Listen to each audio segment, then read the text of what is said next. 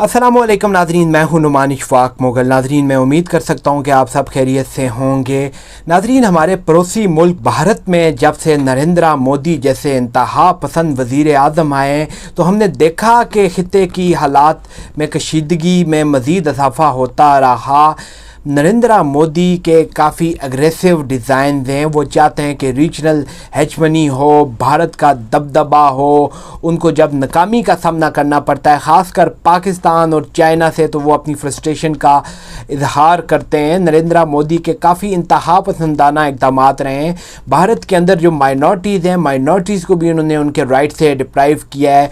इसके अलावा जम्मू एंड कश्मीर में सबसे बड़ा नाज़रीन जुल्म किया, कश्मीरियों से उनकी शनाख्त छीन ली और कश्मीर को उन्होंने एक यूनियन टेरिटरी बना दी। कश्मीर जो कि एक रियासत का दर्जा रखता था और कश्मीर की एक अलग शनाख्त थी, एक अलग माहदे के साथ वो भारत ने वैसे उस पर कब्ज़ा कर लिया था, लेकिन फिर भी एक माहदे के तहत कश्मीर को एक उन्होंने स्पेशल स्टेटस दिया हुआ था, जिसको नरेंद्र मोदी ने ख़त्म किया और अपने वहाँ एग्रेसिव डिज़ाइंस के ज़रिए अब वो वहाँ की जो डेमोग्राफी है वो चेंज कर रहे हैं। नाज़रीन, पाकिस्तान के साथ भी उनके ताल्लुकात काफ़ी कशीदा रहे। पाकिस्तान पर उन्होंने हमला करने की कोशिश की, जिसका भरपूर जवाब दिया, मुंह तोड़ जवाब दिया भारत को। इसके अलावा नाज़रीन, उन्होंने पहली दफ़ा जब चाइना के साथ वॉर हुई थी, उसके बाद पहली दफ़ा ऐसा हुआ कि भारत की LAC यानी कि लाइन ऑफ एक्चुअल कंट्रोल, जो कि भारतीय ज़ेर इंतज़ाम इलीगली ऑक्युपाइड मकबूजा कश्मीर की, जो चाइना के ज़ेर इंतज़ाम कुछ कश्मीर का एरिया है जिसको स्काई चेन कहते हैं, वहाँ पर जो लाइन जो ड्रॉ की गई है उसको ले कहते हैं लाइन ऑफ एक्चुअल कंट्रोल। वहाँ पर दोनों फ़ौजों के दौरान झड़पें हुई। ये पहली दफ़ा हुआ नाज़रीन। नरेंद्र मोदी के इन एग्रेसिव डिज़ाइन की वजह से भारत के अंदर जो है उनको काफ़ी ज़्यादा नुकसान पहुँच रहा है, क्योंकि भारत की जो नाज़रीन इकॉनमी है वो तबाह हो रही है, GDP कम हो रही है। इसके अलावा भारत पर कर्ज़ों का दबाव पड़ रहा है, क्योंकि जब आप लड़ाई झगड़े करते हैं, एग्रेसिव स्टेप्स लेते हैं, दूसरों के मामलात में पंगा करते हैं और पड़ोसियों पर अपना रौब जमाने की कोशिश करते हैं, तो फिर आपको उसकी कीमत तो अदा करनी पड़ती है। अब तो नाज़रीन नौबत यहाँ तक आ गई है कि नेपाल, जो कि एक हिंदू रियासत है, दुनिया में भारत के बाद दूसरी हिंदू रियासत है, वो भी भारत को मुंह नहीं लगाता, वो भी भारत के ख़िलाफ़ है। तो भारत की तो ये बहुत बड़ी फेलियर है, फ़ॉरेन पॉलिसी की फेलियर है कि उसको अमायती नहीं मिल रहे। बस आखिर पे उसको बांग्लादेश और अफ़गानिस्तान ही मिले, जिनके ज़रिए वो पाकिस्तान के ख़िलाफ़ प्रोपेगेंडा करता है। तो नाज़रीन, अब भारत को पाकिस्तान की तरक्की रास नहीं आ रही, जब यूं ही अमरीकी फ़ोर्सेस जो हैं अफ़गानिस्तान से वापस जा रही हैं और अफ़गानिस्तान में कंट्रोल बढ़ रहा है पाकिस्तान का, भारत इसमें एज अ लूज़र की हैसियत से जा रहा है। भारत की जो इन्वेस्टमेंट है वो सब ज़ाया जा रही है। पाकिस्तान के वज़ीर आज़म इमरान खान ने भी यही कहा कि अफ़गान पीस प्रोसेस में या अफ़गान विड्रॉवल में जो अभी US फोर्सेस कर रही हैं, उसमें जो सबसे ज़्यादा लूजिंग एंड पे है वो भारत है। बिल्कुल भारत है नाज़रीन, उसको बहुत बड़ा नुकसान उठाना पड़ रहा है। तो नाज़रीन, जब ऐसे मामलात में जब उसने इतने ज़्यादा स्टेप्स जो हैं कन्फ्रंटेशन मोड्स ओपन किए हुए हैं और भारत को काफ़ी नुकसान का सामना करना पड़ रहा है, अब एक और वो पंगा ले बैठा है चाइना के साथ। नाज़रीन, एक ऐसे वक्त जब भारत और चीन में कशीदगी बरकरार है, अभी भी कशीदगी बरकरार है लेक पे, जो मैंने कहा था LAC line of actual control पर, वहीं पे भारतीय वज़ीर आज़म नरेंद्र मोदी ने तिब्बत के रूहानी रहनुमा दलाई लामा से खैर सगाली का इज़हार किया और उनको उनकी सालगिरह पर मुबारकबाद दी। नाज़रीन, ये दलाई लामा को उन्होंने मुबारकबाद दी। बेसिकली जो दलाई लामा है वो तिब्बत के इलाके में चीन के ख़िलाफ़ एक उन्होंने वहाँ पर बगावत की कोशिश की, जिसमें वो नाकाम हो गए। उसके बाद से वो ये 1959 का वाक़या है। 1959 के बाद से वो भारत में जला वतनी की ज़िंदगी बसर कर रहे हैं और भारत में ही रह रहे हैं। भारतीय रहनुमा यूजली नाज़रीन चीन को नाराज़ नहीं करते, उनको पता है कुछ सेंसेबल आदमी है, उनको पता है कि चीन की क्या वैल्यू है, तो वो चीन को नाराज़ नहीं करते।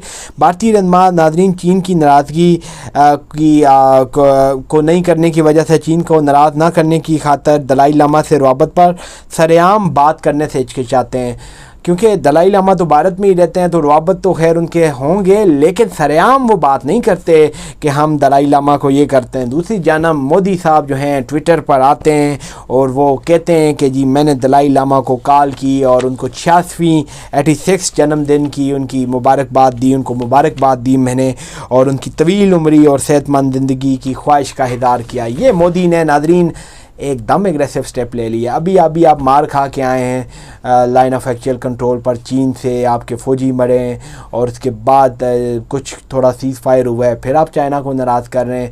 ایک ایسے جو بندے شخصیت جن کو چائنا اپنا دشمن قرار دیتا ہے, آپ ان کے ساتھ دوستی کا ہاتھ بڑھاتے ہیں. دوستی تو خیر آپ کی ٹھیک ہے, آپ کے ملک میں انہوں نے پناہ لی ہوئی ہے, لیکن آپ نے ایک سٹیپ آگے لیا ہے اور وارم گریٹنگز کا اظہار کیا ہے. جبکہ ناظرین دلائی لاما کی نو ڈاؤٹ بیشتر وہ ورلڈ وائڈ ان کو کافی رسپیکٹ سے دیکھا جاتا ہے, ایک رسپیکٹیبل ایلیمنٹ کی حیثیت سے دیکھا جاتا ہے, لیکن چائنا ان کو پسند نہیں کرتا. وہ چائنا الزام لگاتے ہیں کہ وہ تبت کو چائنا سے علیحدہ کرنا چاہتے ہیں, جبکہ دلائی لاما نے کہا ہے کہ میں نے ایسا کبھی نہیں کیا, میں ایسا کبھی نہیں کرنا چاہوں گا, تبت چائنا کا حصہ ہی رہے, ہم صرف علاقائی خود مختاری مانگتے ہیں. ناظرین یہاں سچویشن کشمیر کی طرح کی ہو گئی ہے, جیسے کہ مقبوضہ کشمیر میں ایک علاقائی خود مختاری کی ڈیمانڈ کر رہے ہیں کشمیری لیڈرز. تو انہوں نے کہا ہے کہ ہم صرف جو ہے علاقائی خود مختاری مانگتے ہیں اور ہم چاہتے ہیں کہ بدھ مت کی ثقافت کا تحفظ ہو چائنا کے اندر. یہ جو ہے دلائی لاما کی جانب سے کہا گیا ہے, جبکہ چین سمجھتا ہے کہ وہ تبت کو چین سے علیحدہ کرواتے ہیں اور وہ ایز اے بھارت کی پراکسی کام کر رہے ہیں. ناظرین لداخ خطے میں جو عسکری جھڑپیں ہوئی اس سے بھارت اور چین کے تعلقات تیزی سے خراب ہوئے. تناؤ میں کمی کے لیے جو ہے دونوں فورسز نے کچھ تو کوشش کی, لیکن اس طرح کم نہیں ہو سکا, جس کی وجہ سے دونوں ممالک نے سرحد کے متنازع مقامات پر کئی ہزار فوجی تعینات کیے. اور اب ناظرین جو بھارت کے وزیر خارجہ سربانم جے شنکر ہیں, انہوں نے کہا ہے کہ دونوں ملکوں میں تعلقات کو معمول کی ڈگر پر لانے کے لیے چین کو خطے سے اپنی فوجیں واپس لینی پڑیں گی جو لداخ کا خطہ ہے. تو آپ ایک تو چین سے ریکویسٹ کر رہے ہیں, تو پھر کانفیڈنس بلڈنگ میئر CBMs آپ لینا. آپ کیا کر رہے ہیں, آپ بڑا وارملی گریٹ کر رہے ہیں کہ جی میں نے جو چائنا جن کو اپنا دشمن مانتا ہے, جی میں نے ان کو گریٹنگز کی اور ان کو ان کی زندگی کے لیے, ان کی صحت کے لیے دعا کی, ان کو فون کیا, اور آپ پبلکلی اناؤنس کر رہے ہیں. چائنا پھر آپ کو کیا آپ کے ساتھ وہ سٹیپس لے گا؟ چائنا اگر آپ سے بات چیت کرنا بھی چاہے گا تو وہ پیچھے ہٹے گا. نریندر مودی نے ناظرین بھارت کو بہت نقصان پہنچایا. جب نریندر مودی جیسا وزیر اعظم بھارت میں ہو تو پھر پاکستان کو ٹینشن لینے کی ضرورت ہی نہیں ہے. انہوں نے جو بھارت کا ایک ایگریسو فیس ہے وہ دنیا کو دکھایا, جہاں مائنارٹیز کے ساتھ زیادتی ہوتی ہے. پہلے تو بھارت پاکستان کے خلاف پروپیگنڈا کرتا تھا کہ جی پاکستان مائنارٹیز کے حقوق کا خیال نہیں رکھتا, لیکن پاکستان نے تو بہت سے ایسے اقدامات کیے.